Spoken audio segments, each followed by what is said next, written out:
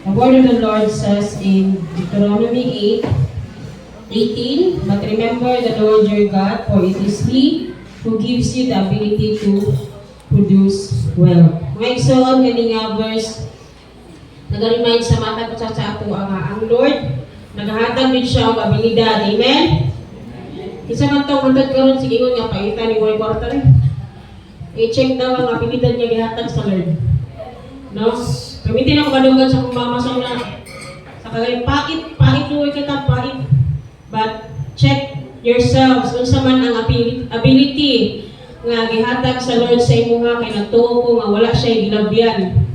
No? Ako ma-amaze ko sa isa sa akong life group member si Julian kay kabalo siya mag-crochet. Dahil nakastart na sila business sa paan at Jordan. Ay, no? Unsa may basin na kay hilig niya, basin mahilig ka magguba-guba o mga rilo.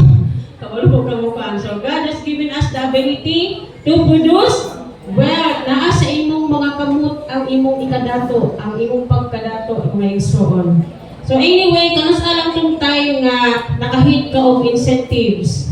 Kanas alang tong time nakahit nimo ang quota sa inyong trabaho. Kanas alang tong time nga na-promote ka.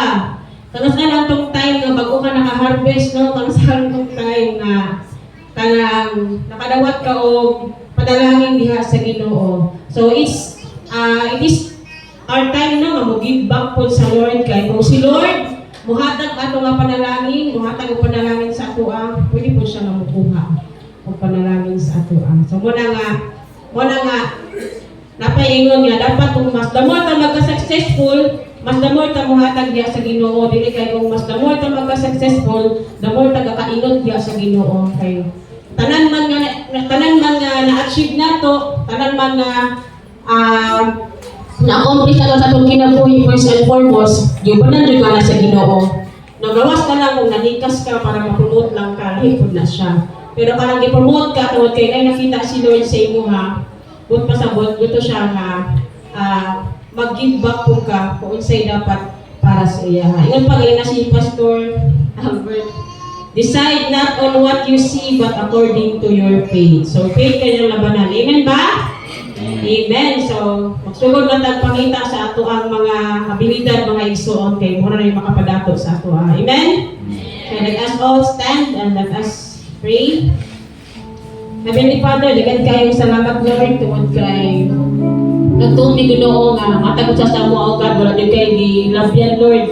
Kitagaan jud mo og abilidad ang matag usa nga mag-produce og wealth Ginoo. And Lord, through that o God, ang ayan ka nga pagabalikan Lord. What is due unto you, O God, is due unto you, Lord. We just pray, Lord, na sa paghatag na mo sa mga offerings karon, first and foremost, mag-glorify ka. At salamat na maghatag ni kahimayaan sa iyong pangalan, Ginoong Diyos. We pray, Lord, nga padayon pa na mo, Lord, nga ma-discover ang abilidad nga nangatag ni mo sa mo. So that, Lord, we can also give back and bless your name, O God.